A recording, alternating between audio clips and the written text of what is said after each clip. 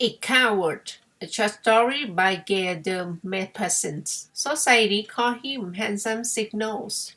His name was Viscount Gontran Joseph de Signals, and all friends and forces of an adequate income. He cut a dash, as the saying is. He had a good figure and a good carriage, a sufficient flow of words to pass for wit, a certain natural grace, an air of nobility and pride, a gallant moustache, and an eloquent eye, attributes which women like. He was in demand in drawing rooms, sought after for verses, and in men he inspired that smiling hostility which is reserved for vital and attractive rivals. He had been suspected of several love affairs of a sort calculated to create a good opinion of a youngster. He lived a happy, carefree life in the most complete well-being of body and mind. He was known to be a fine swordsman and a still finer shot with the pistol. When they come to fight a duel, he would say, I shall choose pistols. With that weapon, I'm sure of killing my man.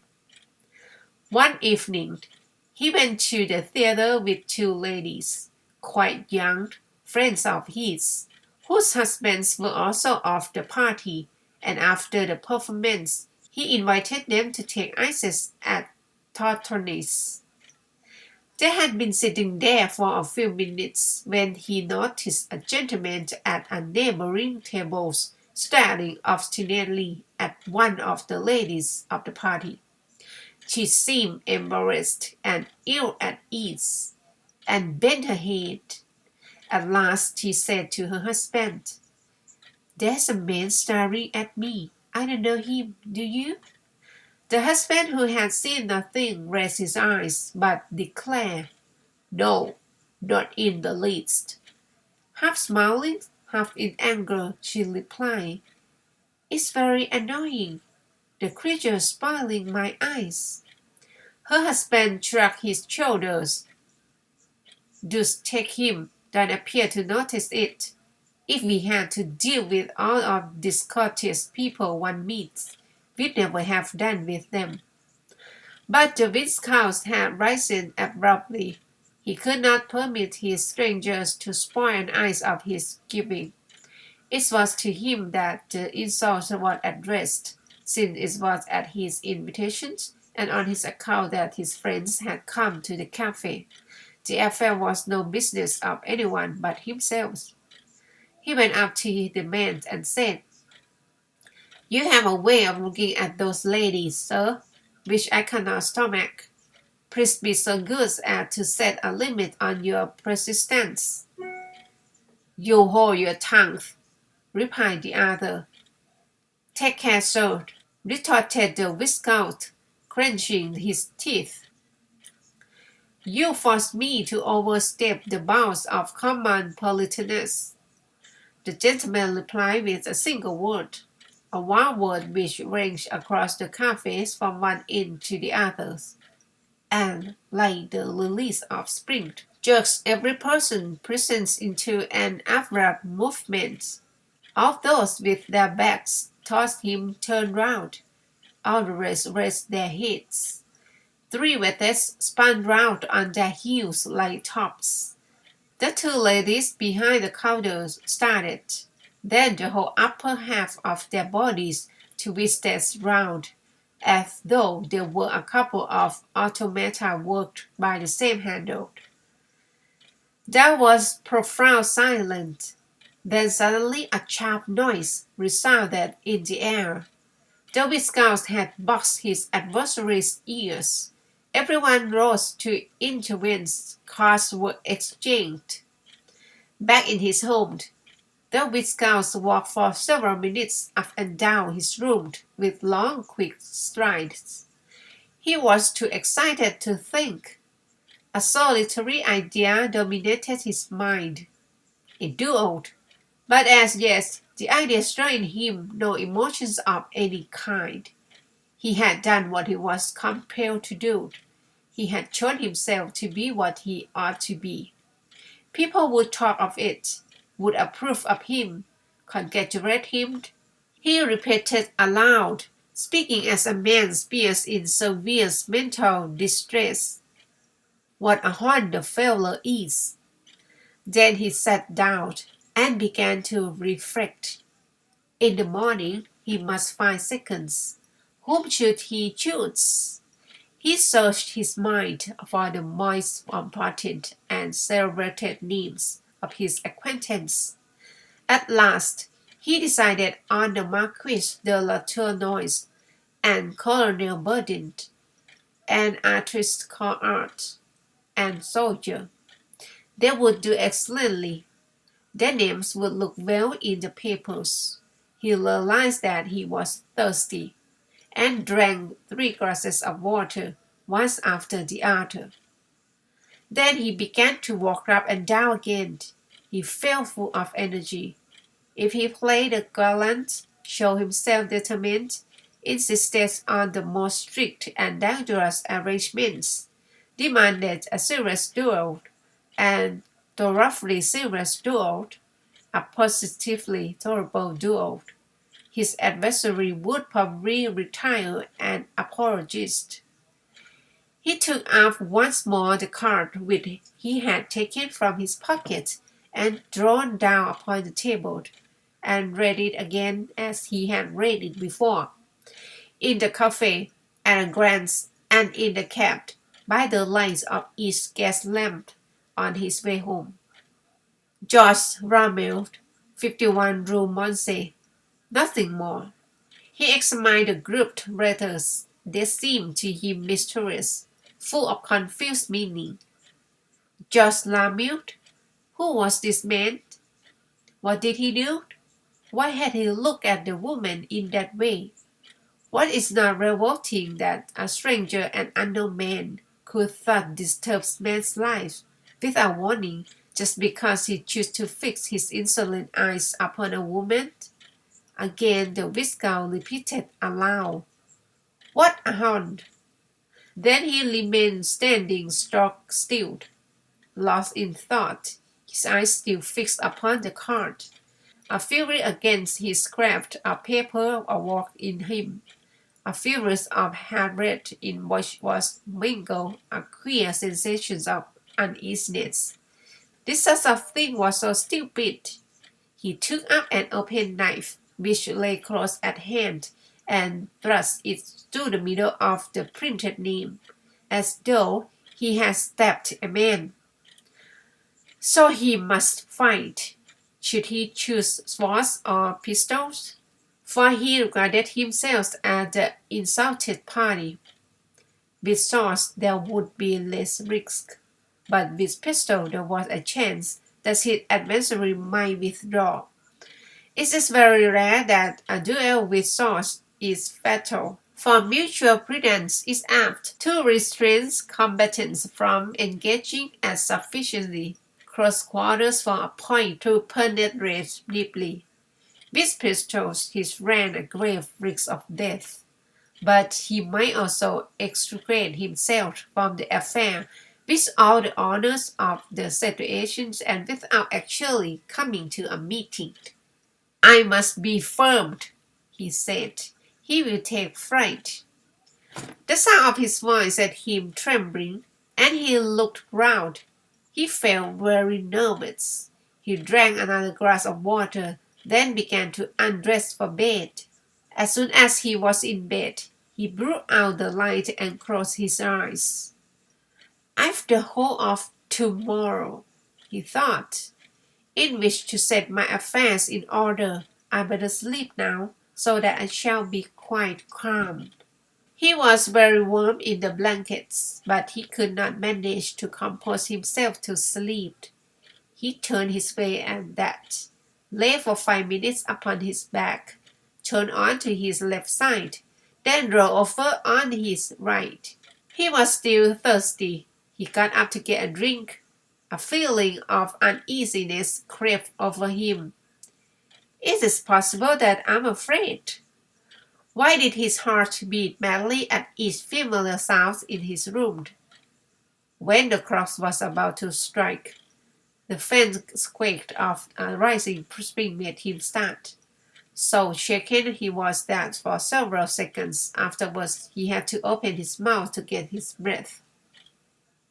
He began to listen with himself on the possibility of his being afraid. Shall I be afraid? No, of course he would not be afraid, since he was resolved to see the matter through, and had duly made up his mind to fight and not to tremble. But he felt so profoundly distressed that he wondered, can a man be afraid in spite of himself? He was attacked by his doubt. This uneasiness, this terror, supposed a force more powerful than himself, masterful, irresistible, overcame him. What would happen? Yes, what might not happen?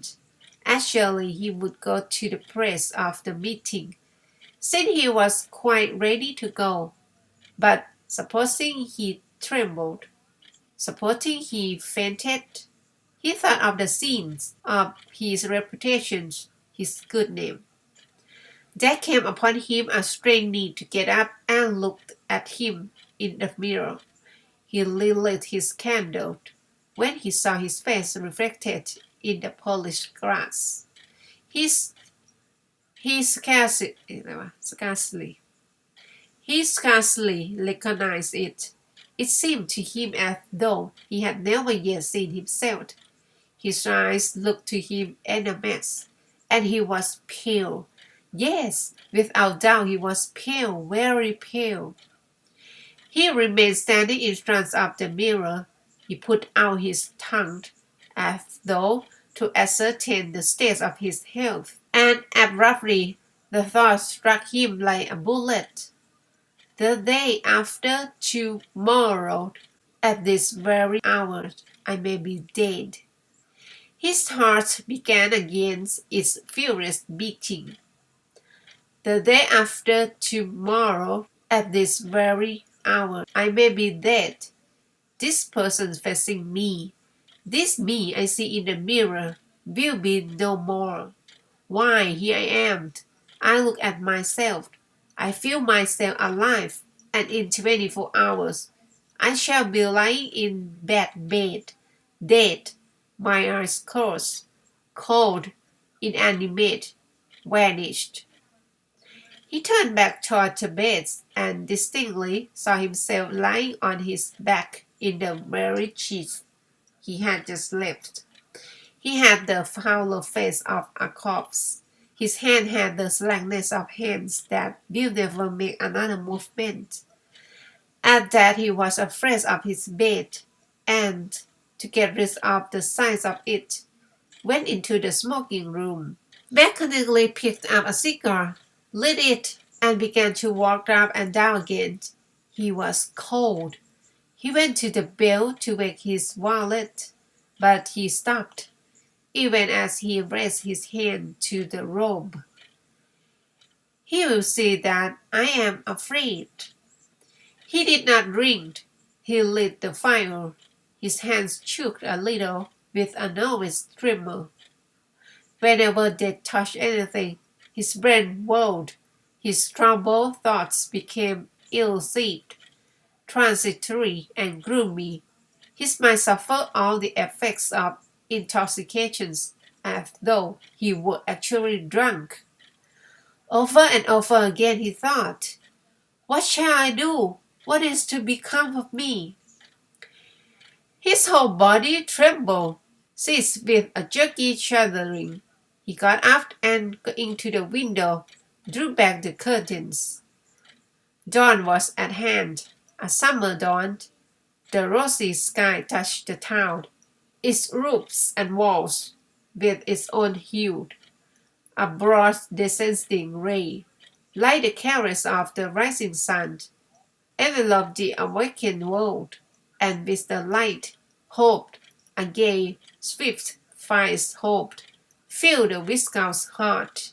What he meant, that he had allowed himself to be struck down by fear.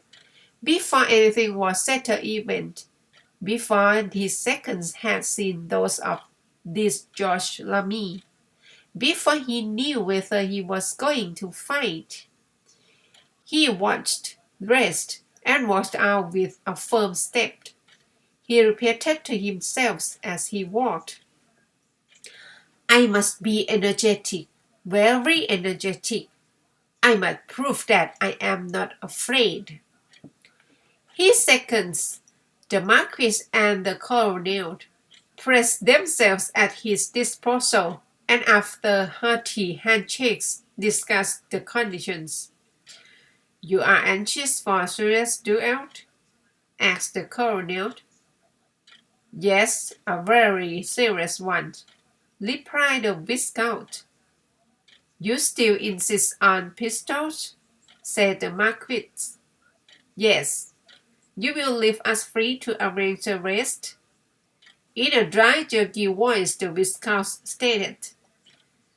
20 paces at the signal, raising the arm and not rolling it. Exchange of shots till one is seriously wounded.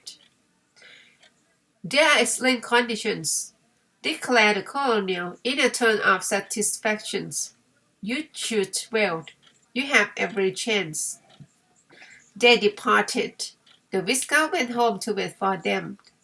His agitation, momentarily quieting, was now growing minute by minute. He felt a strange shivering, a ceaseless vibration down his arms, down his legs, in his chest. He could not keep still in one place, neither seated nor standing. There was not the least moistening of saliva in his mouth, and at every instant he made a violent movement of his tongue, as though to prevent it sticking to his palate. He was eager to have breakfast, but could not eat. Then the idea came to him to drink in order to give himself courage, and he sent for a decanter of rum, of which he swallowed 6 liquor glasses, full one after the other. A burning warmth flooded through his body, followed immediately by a sudden dizziness of the mind and spirit. Now I know what to do, he thought. Now it is all right. But by the end of an hour he had emptied the decanter, and his sense of agitation had once more become intolerable. He was conscious of a wild need to roll on the ground, to scream, to bite. Night was falling. The ringing of a bell gave him such a shock that he had not strength to rise and welcome his seconds. He did not even dare to speak to them, to say good evening to them, to utter a single word, for fear they guessed the whole thing by the alteration in his voice. Everything is arranged in accordance with the conditions you fixed, observed the Colonel. At first, your adversary claimed the privileges of the insulted party, but he yielded almost at once, and has accepted everything. His seconds are 2 military men. Thank you, said the Vincent. Pardon us, interposed the Marquis. If we merely come in and leave again immediately, but we have 1,000 things to see to. We must have a good doctor, since the combat is not to end until a serious wound is inflicted. And you know that pistol bullets are no laughing matter. We must appoint the ground near a house to which we may carry the wounded man if necessary, etc. In fact, we shall be occupied for 2 or 3 hours arranging all that there is to arrange. Thank you, said the Vincent a second time. You are all right? Asked the Colonel. You are calmed. Yes, quite calm. Thank you. The 2 men retired. When he realized that he was once more alone, he thought that he was going mad. His servant had lit the lamps, and he sat down at the table to write letters. after tracing at the head of a sheet. "This is my view," he rose shivering and walked away, feeling incapable of connecting to ideas, of taking a resolution, of making any decision whatever. So he was going to fight. He could not longer avoid it. Then what was the matter with him? He wished to fight. He had absolutely decided upon these plans of actions and taken his resolve. And he now felt clearly, in spite of every effort of mind and forcing of will, that he could not retain even strength necessary to get him to the place of meeting. He tried to picture the duel, his own attitude, and the bearing of his adversary. From time to time his teeth chattered in his mouth with a slight creaking noise. He tried to read and took down Shadowville's last course of dueling. Then he wondered, "Does my adversary go to shooting galleries? Is he well known? Is he classified anywhere? How can I find out?" He bethought himself of Baron Walk's book on marksmen with the pistol, and ran through it from end to end. George Lamy was not mentioned in it. Yet, if the man were not a good shot, he would surely not have publicly agreed to that dangerous weapon and those fatal conditions. He appeared in passing a case by Gaston Lunette standing on a small table, and took out one of the pistols, then pressed himself as though to shoot and rest his arm. But he was trembling from head to foot, and the barrel moved in every direction. At that, he said to himself, "It's impossible. I cannot fight in this state."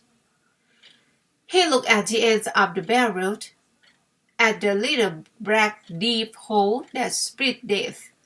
He thought of the disgrace, of the whisper at the club, of the laughter in drawing rooms, of the contempt of women, of the allusions in the papers, of the insult which cowards would fling at him.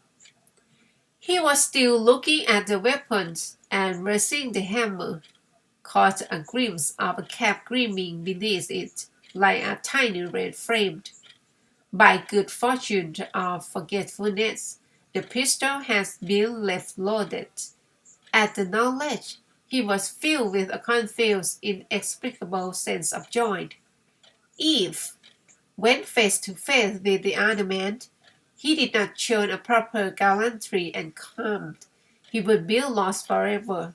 He would be sullied, branded with a mark of infamy, hunted out of society, and he would not be able to achieve that calm, that swaggering poise. He knew it, he felt it, yet he was brave, since he wanted to fight. Aye, he was brave, since the thought which hovered in him not even fulfilled itself in his mind, but opening his mouth wide, he thrust in the barrel of his pistol with savage gesture until it reached his throat, and pressed on the trigger. When his valet ran in at the sound of the report, he found him laying dead upon his back. A shower of blood had splashed the white paper on the table, and made a great red mark beneath these four words: "This is my view."